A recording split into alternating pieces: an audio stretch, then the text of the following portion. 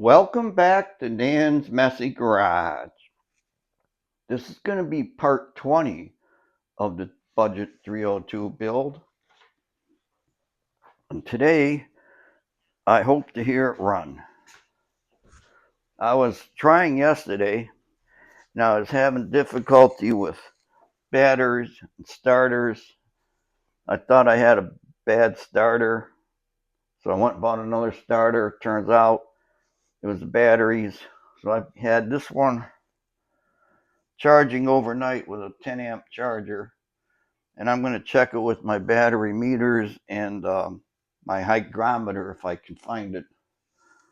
And hopefully, we're going to hear this run today. I'm going to have to strap the engine down to the cart somehow so it doesn't rocking off of here. And I'm not going to be able to run it long because there's no radiator on it. But I got to start with testing batteries. I've got this electronic deal. I'm going to try this first. Yesterday when I was doing this, it would only give me about 300 cranking amps. Enter, let's see, it's out of vehicle, it's a regular battery, cold cranking amps of 550. It's not a very big battery.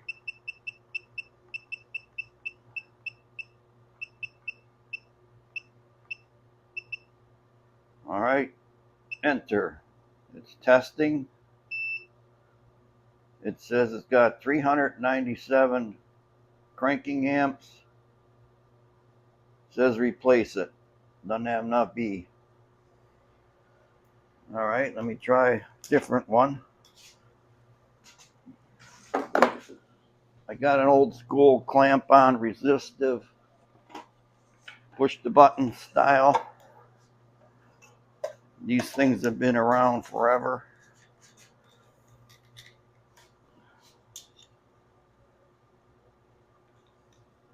Positive, negative, push and hold.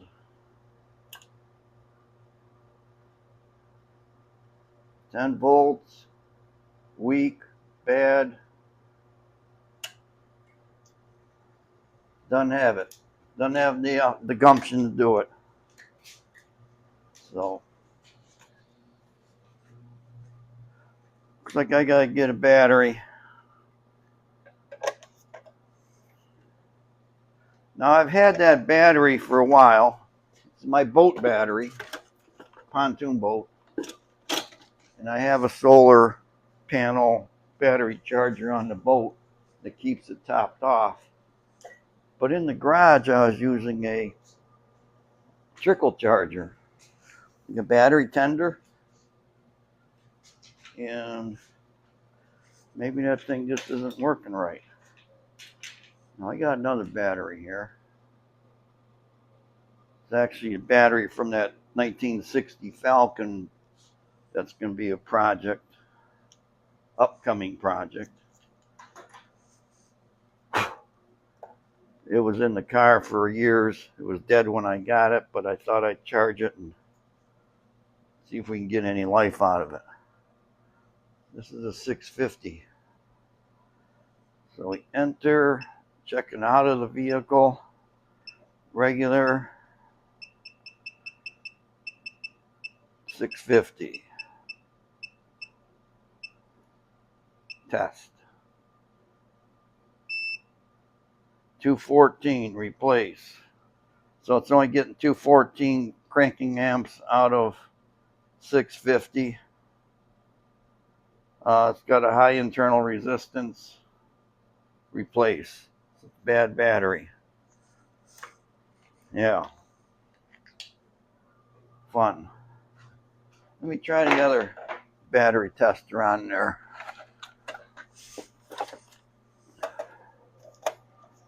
The old school. There.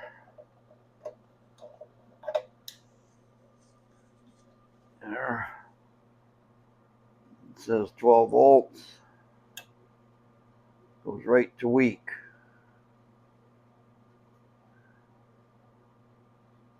Well, it's holding it longer than that one did, but it's still weak. But see, that's been charging. You see that thing on the wall there, flashing light. That's my battery tender that I've had hooked up to that other battery for, for years actually. Every winter it gets hooked up. So it's possible that thing just isn't doing it. I've got another little automatic float charger here. Maybe I'm going to start using that one. In fact, I'll put this little float charger on this one and let that run for a couple days and see if I can get some juice into it. And for fun, I'm going to try to find my battery hydrometer. Wow, walked right up to it. I thought I'd have to dig around that shelf for a while, but there it was. I'm going to start over here.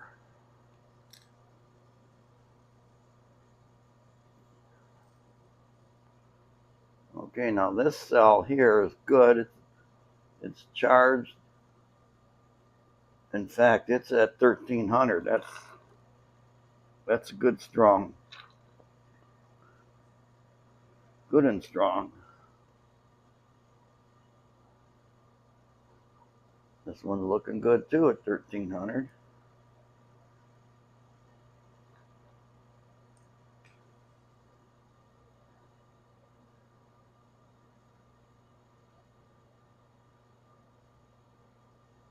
Same thing.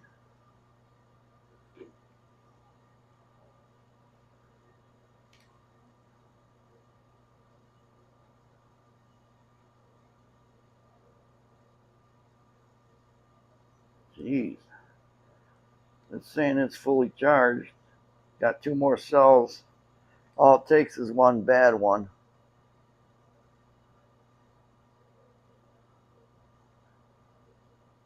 These are good and even.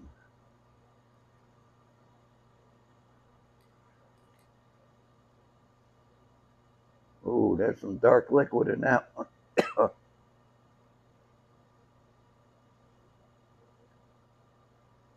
But it's still floating at 1300.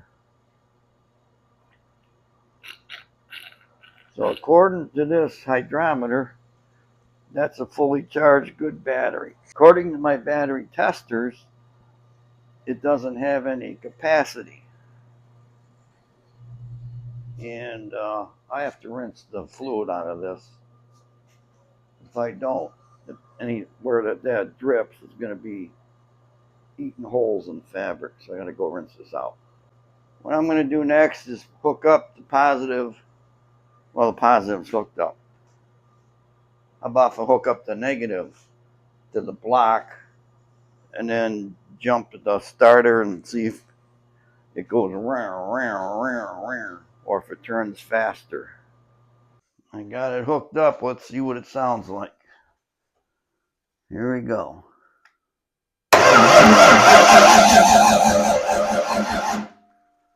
That sounds a heck of a lot better than it did yesterday. That sounds like it's got enough juice to start.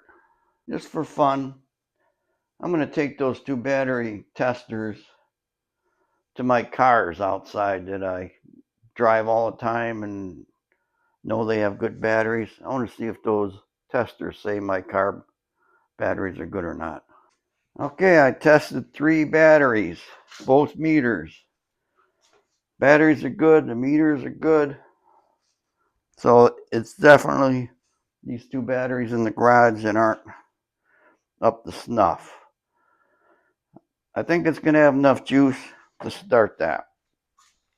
And if it doesn't, I've got a jumper pack here. And this thing made that thing spin real quick, real fast yesterday. So I'm confident I got the juice to get it to spin. So now what I need to do is take the time to anchor it down, put the carb on, and then set up the ignition system. Those spark plug wires aren't long for this world. I mean, they're touching the sharp edges of the valve covers, but you know they're on there. It should be enough to start it. Got a random coil here that I think works. So let me get all that set up and see if we can get this thing to bark off.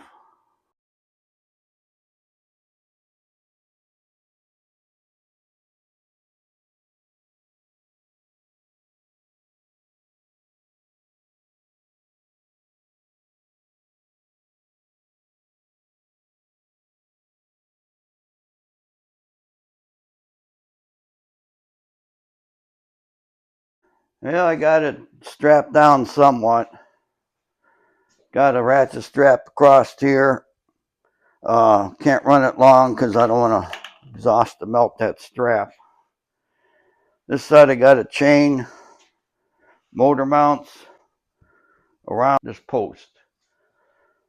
So I'm going to put carb on, crank it, see if I get spark, and then dump some gas in there and see if it'll fire off.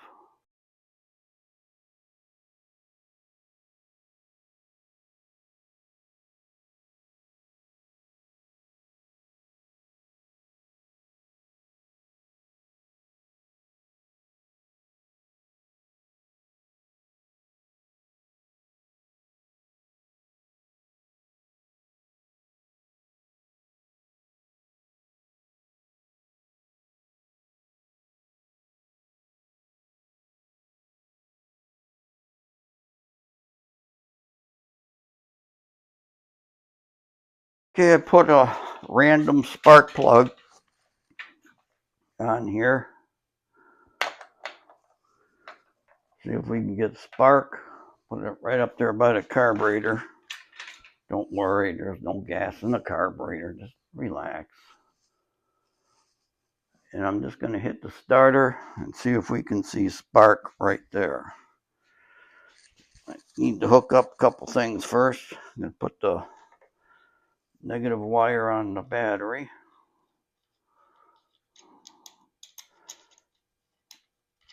And got to put the battery cable on the battery.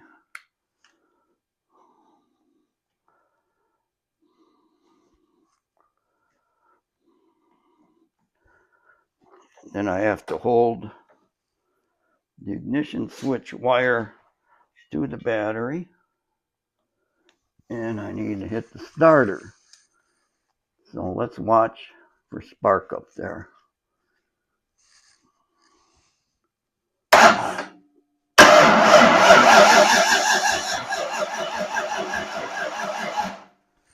Okay, starter's not spinning very fast, but it was sparking. I was on the number one plug. So we got spark. Sure sounds like we got compression. We got a weak battery.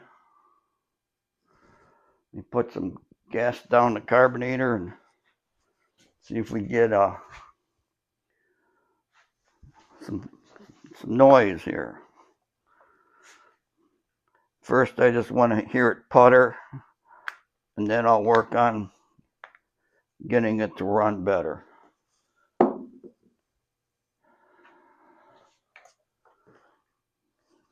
Dump a little gas down the carburetor. I think I can get it into the float bolt area.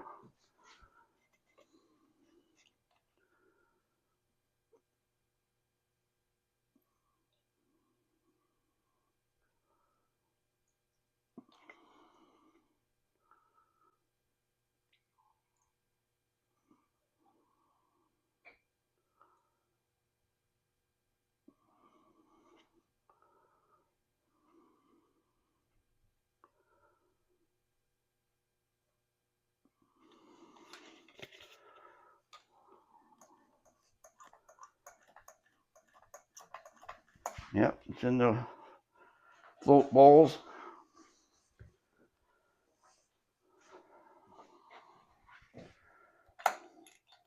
Things are set at idle. Shouldn't run long if it runs.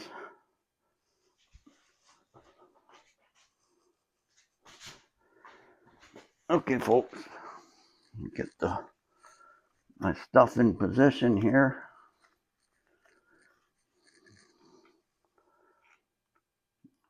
Here we go.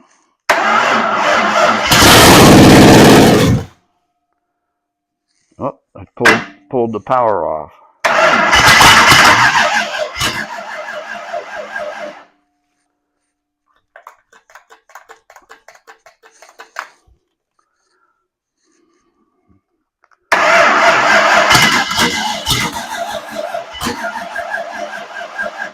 Well, it's going to run. It obviously needs more gas than that. Let's work on getting some gas in the carburetor. Okay, I put a little more gas in the carburetor. I'm going to start it again because I got to look for oil pressure too.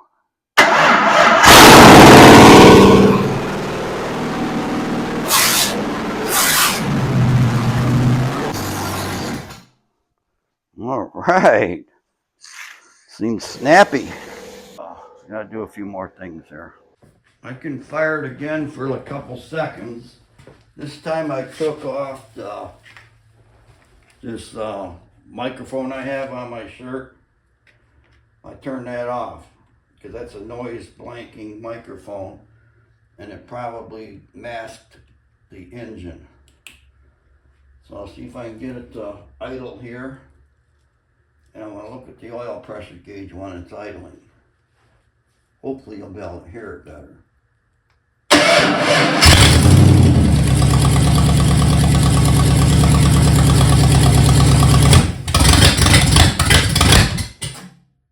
don't have enough gas in there to give it any, but it had 60 pounds of pressure. Okay, the engine runs. Before I do more on that, I need to update the budget. I had to buy a starter, $103.84, and I had to buy spark plug wires.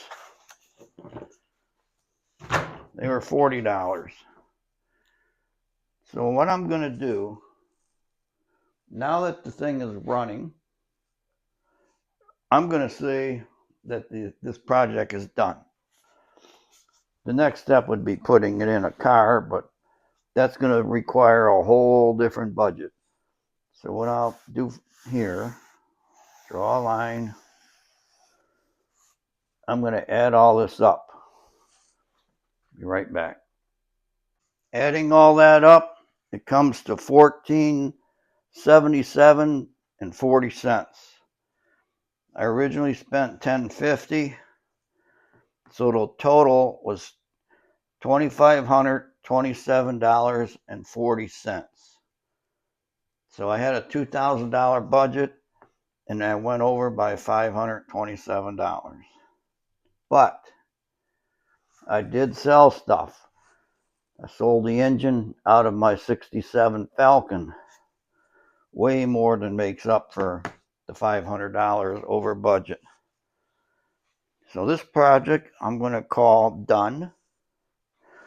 I will start it up and let it run a little more because I still need to kind of see if I can adjust the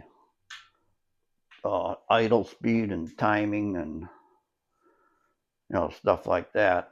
I want to hook up a line to the fuel pump, run that into a container of gas, make sure that the fuel pump is pumping gas.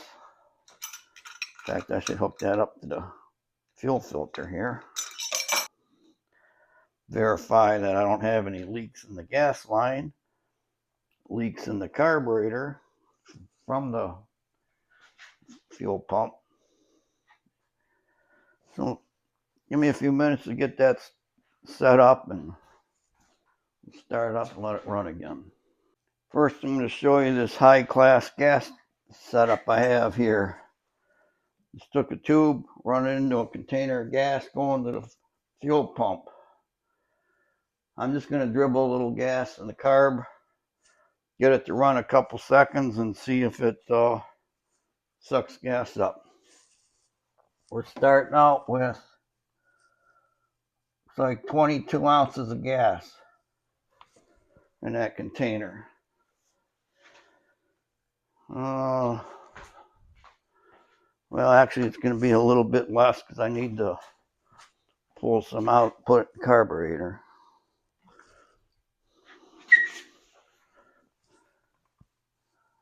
"21 ounces of gas.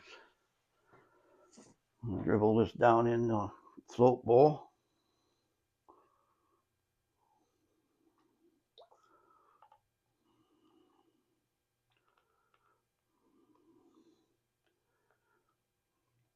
Kind of went everywhere.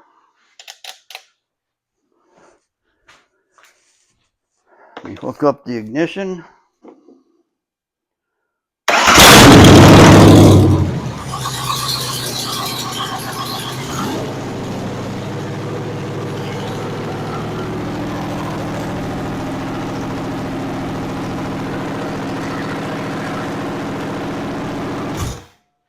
All right, I got fuel pump pumping through the filter. Must be in the carburetor. This is down to 11 ounces. So we pumped 10 ounces out of there. Let me check for leaks on fuel filter and the fuel line. Yep, I do have a leak. I'll show you.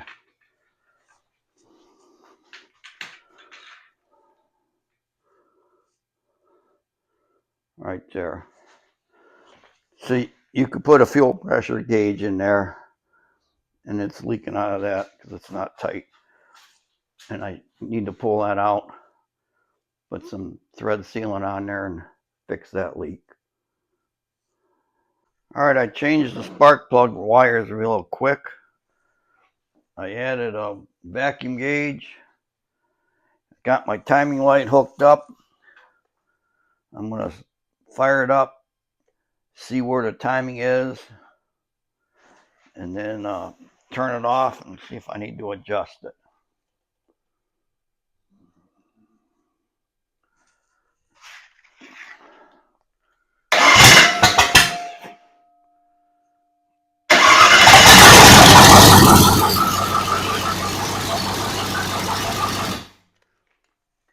Looks like timing's at 0. Not enough, so I gotta give it some more.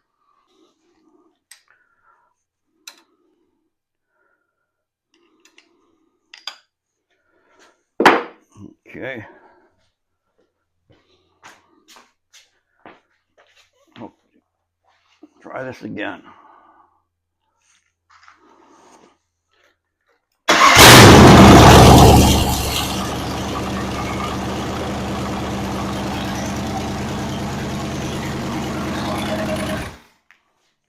That looks good. It's around 15-ish. Knock it down a little bit. Need to turn the idle down though.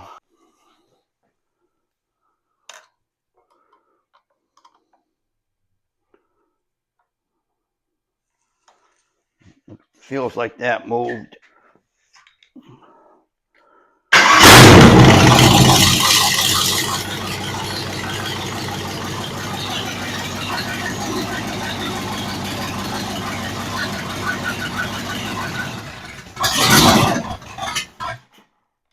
Too much.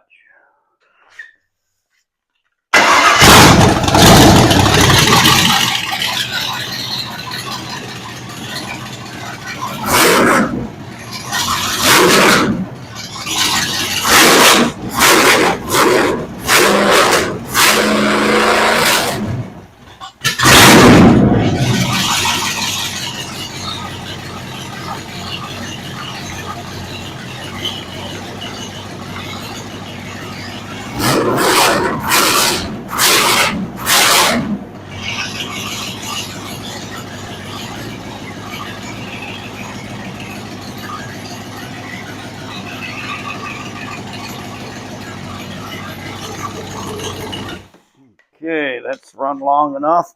There's no water in it. It's really snappy. It's got around 12 degrees timing in it right now. And it had 16 inches of vacuum at whatever RPM it is. Sounds about right. So I'm going to call this a win. I reinforced my chain situation better on this side because I saw the engine was twisting.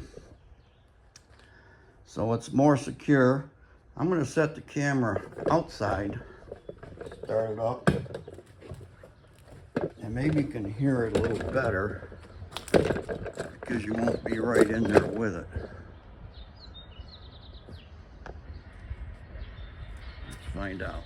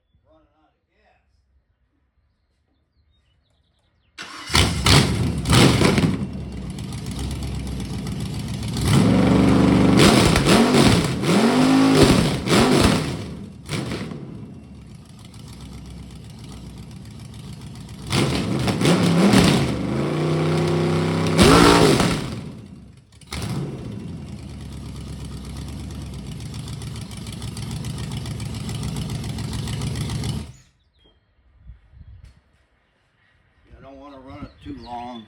It's going to get hot and there's no water in it. That should give you a good idea what it sounds like. Sounds good. Seems to run good.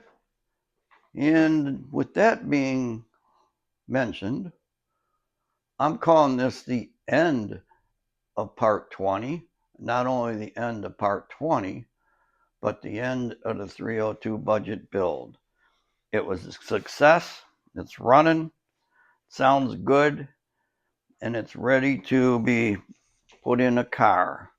I'll need to buy the front end accessory kit and a few other things, but this project is done. Thank you for watching Dan's Messy Garage. Please stay tuned to my channel for more videos on other things. Bye.